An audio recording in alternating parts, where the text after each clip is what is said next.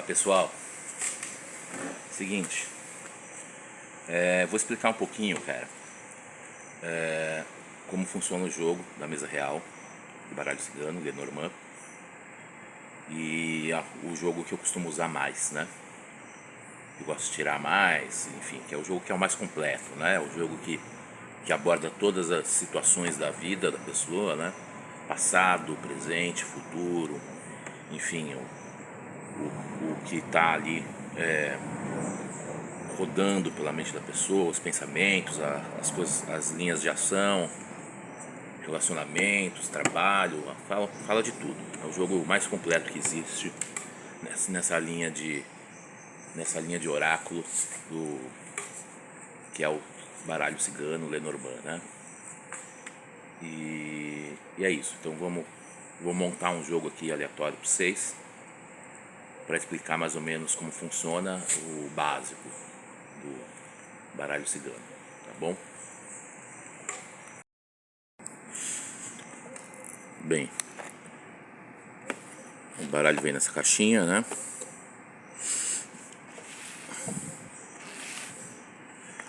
Aqui tem essa capa que é pintada à mão, né? Cada kitzinho tem uma pintura única e singular, né? Ele é todo artesanal. Essa caixinha, uma caixinha toda artesanal, toda feita com amor e carinho.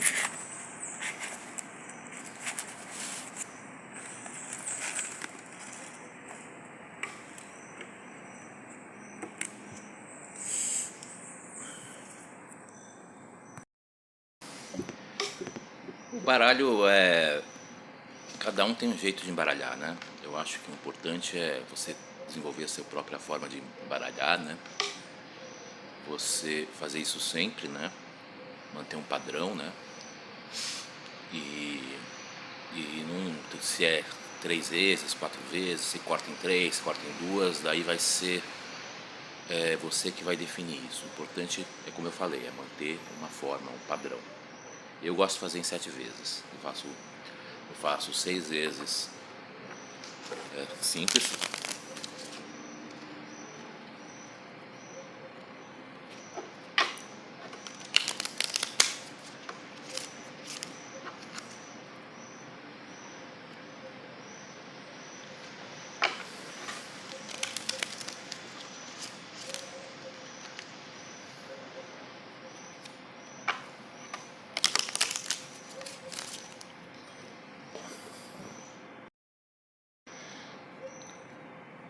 E a última vez, né, eu corto em 3, né? Depois de embaralhar a 6ª vez, eu corto em 3. Embaralho mais uma vez, a 7ª vez.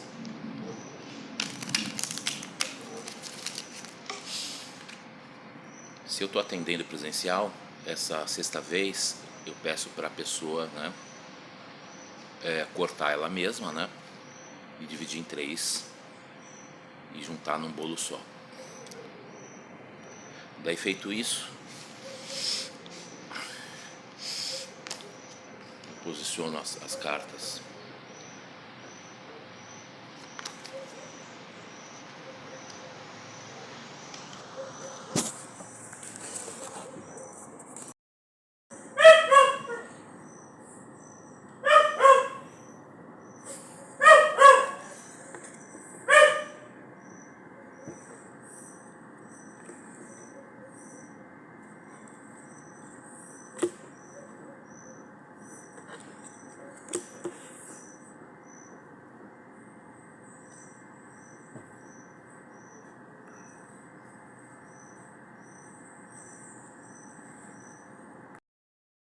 Então você monta 4 fileiras de 8 cartas e 4 cartas no final, tá?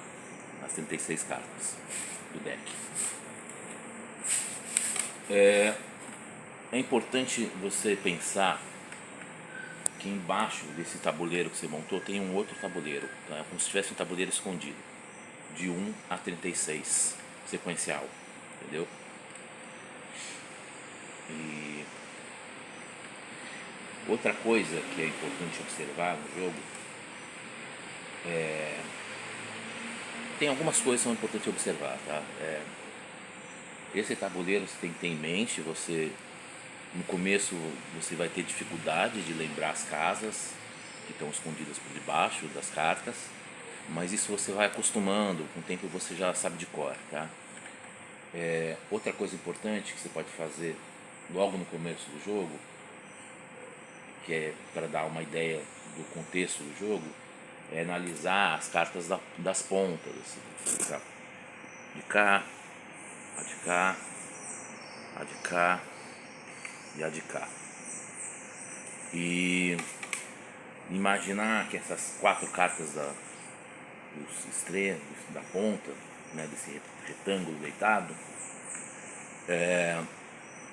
forma uma espécie de tenda, sabe? É como se você armasse uma tenda por cima e essas 4 cartas falam um pouquinho do jogo em si, assim, do contexto do jogo, tá? Então, o jogo tem o sol, a torre, os caminhos e a cruz como uma narrativa, nesse caso, de fundo, né? Como se fosse o nome do capítulo, né? Como se fosse o tema do capítulo. Então, se isso aqui fosse um capítulo de um livro, né, da sua vida, o título daria essas 4 cartas relacionadas, tá?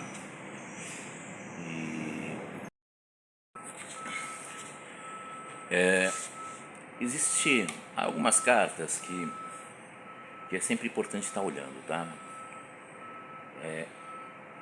A primeira coisa que você vai ver é onde está a carta do consulente, tá? Se ele for uma mulher, ele vai estar na carta da cigana, né? E é onde ela vai estar posicionada no tabuleiro, tá? Aqui no caso, ela está posicionada aqui, em cima da carta do buquê, né? Na carta 9 buquê. E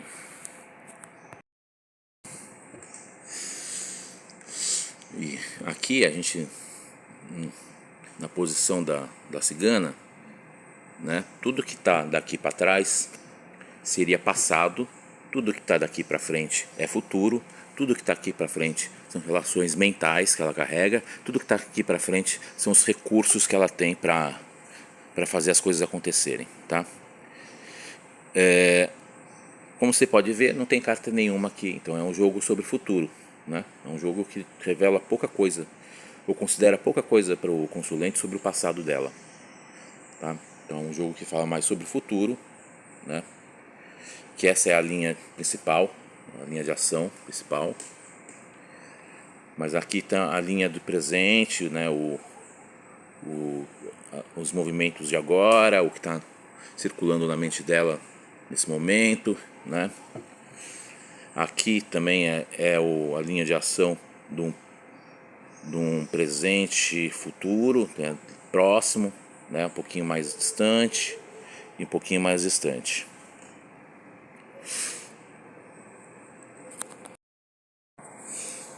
Outra coisa importante de observar, uma vez que você percebe a casa que ela está ocupando, que é a casa 9 dos buquês, tá? Do buquê, e a carta que está fazendo um comentário sobre ela, né? Que é a chicote. Essa carta está se relacionando com essa diretamente, tá? É como se ela tivesse com essa energia, né? Nesse momento dela, nesse momento de vida dela. E ao mesmo tempo ela tá com essa energia aqui, né? Também comentando esse momento dela. Então aqui, por exemplo, ela tá numa energia de buquê, né? Na casa do buquê. Tá num momento bom, bonito, que ela tá se sentindo bela, radiante. Todas as características relativas à carta buquê, né? Que tem no vídeo aqui mesmo no canal do cigano, na casa do cigano, um vídeo falando de cada carta dessa, né? Falando um pouquinho o que essas cartas significam, né? E abrindo o leque de opções para essa carta.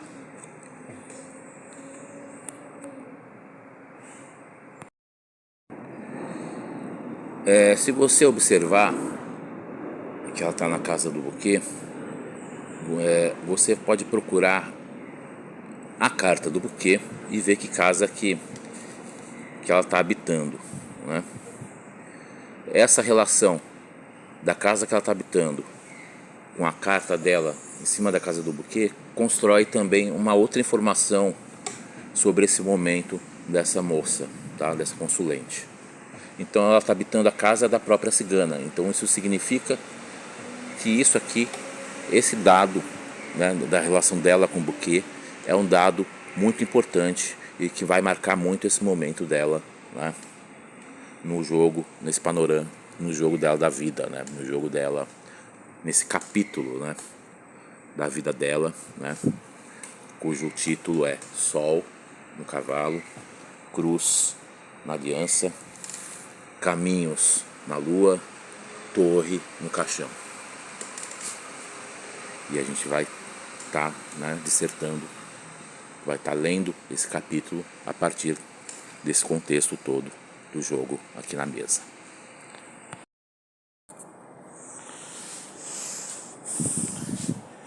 Daí você vai começar a ler o jogo, né, imaginando a linha de ação dela, né, analisando o que está logo na frente, né, vendo que casa ele ocupa, né, vendo quem está ocupando a casa dela, né, no coração, por exemplo, que é a casa 11. E assim você vai construindo a narrativa. Quem está na casa 11 é a árvore. E assim você vai interpretando as cartas, né, e contando uma espécie de uma história, tá?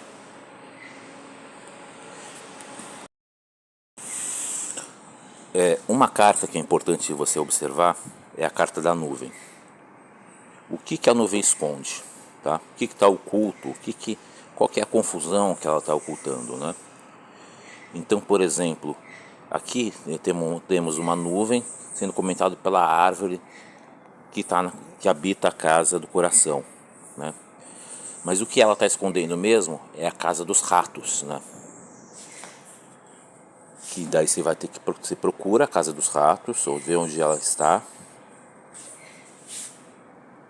que casa ela está ocupando, e assim você tem uma leitura através do seu repertório, né, do que significa a carta dos ratos, das variações do que significa a carta da nuvem e a carta da árvore e do coração, tá? Aí você constrói o contexto, né, da narrativa. Lembrando que é legal você estar conversando com a pessoa que você está atendendo para te contar um pouco sobre as questões dela, sobre a vida dela, para você ser mais preciso na sua construção, tá? Você não precisa adivinhar tudo o tempo inteiro como se fosse um paranormal. Não, você pode ser técnico só. Isso é um jogo técnico, tá? Não precisa ser um paranormal para fazer um jogo funcional, interessante e que revele coisas legais para a pessoa, tá bom? Então você pode perguntar coisas e deve perguntar coisas para a pessoa que você está atendendo, que você está ajudando, que você está assessorando, que você está orientando. Bem, como a gente pode ver, aqui tem um retângulo, né? Que a gente leu o título do capítulo através dos extremos desse retângulo. E dentro do jogo a gente enxerga às vezes outros retângulos, né, que podem estar contando outras histórias, né, dentro da história. Por exemplo, aqui a gente tem esse retângulo aqui, ó, que também a gente pode estar lendo uma história dentro da história, né? O que está no extremo? A cigana, o cigano, a cruz, o barco. Então aqui a gente tem uma pequena leitura dentro de uma leitura maior, que está falando desse encontro, da possibilidade desse encontro, né? E daí a gente lê como a gente lê normalmente, o que está, né, onde está a casa, o que está na frente, né, que casa ele está habitando, né, que casa ela está habitando, né, que casa o barco está habitando, que casa a cruz está habitando, né, o que tá, a cruz está se relacionando com a carta das cobras, da cobra, né, o que a cobra está falando a respeito dessa cruz, né. Você percebe que eu não estou dando significados, né, porque isso aqui é uma leitura mais técnica, tá, e eu estou mais falando mesmo das questões técnicas do jogo, né, de como enxergar essa dinâmica. E tenho outros vídeos aí na Casa do Cigano que fala de cada carta e, enfim, e de outras coisas que estão relacionadas, né, à leitura do jogo. Então você tem retângulos, né, e você pode também diminuir esse retângulo para fazer uma leitura um pouquinho diferente. Então, por exemplo, eu quero fazer esse retângulo sobre o cigano no centro do jogo, tá? Então eu vou pegar os extremos e aqui eu tenho uma leitura sobre esse momento, entendeu? Sobre essa atmosfera aqui, tá? O que está na frente, de onde veio, o que está atrás, o que está no pé são os recursos dele, o que está na mente é o imaginário dele, é o que está na cabeça, né? O que está frequentando a cabeça, as ideias dele, né? E aqui na linha da ação, né? Que é a linha da ação, futuro, passado, presente.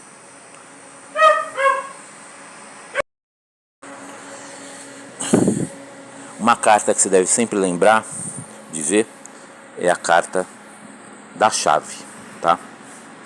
A chave fala de soluções para problemas que estão no jogo, fala de portas que podem se abrir, né? Fala de muitas coisas. O importante é você estar observando a relevância dela no seu jogo e buscar para ver se tem alguma solução para alguma questão que está aqui transcrita ou presente nessa leitura, tá? Outra carta que todo mundo quer ver, né? E que, enfim, e que a gente vê mesmo, porque geralmente uma das razões que as pessoas procuram esse oráculo é para dar uma sacada no que essa carta fala, né? Que é a carta dos peixes, né? A carta que fala da parte material da vida, o dinheiro, né? Então, onde essa carta está posicionada, né? Como ela está se relacionando com você no jogo, tá? Outra carta também que as pessoas costumam que fala de questões que as pessoas costumam